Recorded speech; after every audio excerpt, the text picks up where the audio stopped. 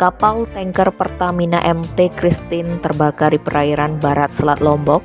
Kejadian tersebut mengakibatkan satu penumpang meregang nyawa, sementara dua lainnya hilang.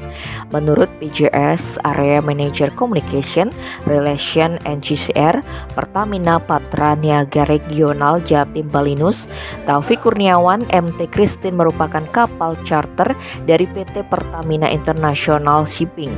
MT Christine membawa muatan sebanyak 5.900 kiloliter Pertalite. Sedianya kapal tersebut melakukan loading 2.700 KL ke terminal BBM Ampenan dan sisanya sebanyak 3.200 KL akan dibawa ke terminal BBM Sanggaran.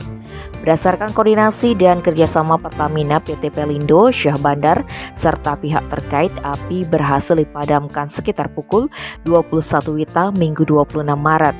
Awak kapal tersebut sejumlah 17 orang, namun yang ditemukan 14 orang dalam keadaan selamat. Sementara tim pencarian dan pertolongan menemukan satu orang korban tewas. Korban ditemukan di atas kapal Senin dini hari sekitar pukul 4:20 WITA dalam kondisi hangus terbakar.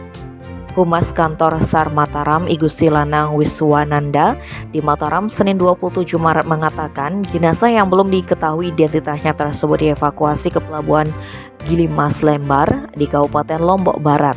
Kemudian dibawa ke Rumah Sakit Bayangkara di Kota Mataram. Hingga saat ini, kata Lanang, tim SAR gabungan masih melakukan pencarian dua korban lainnya yang masih hilang. Tim Bali Express melaporkan.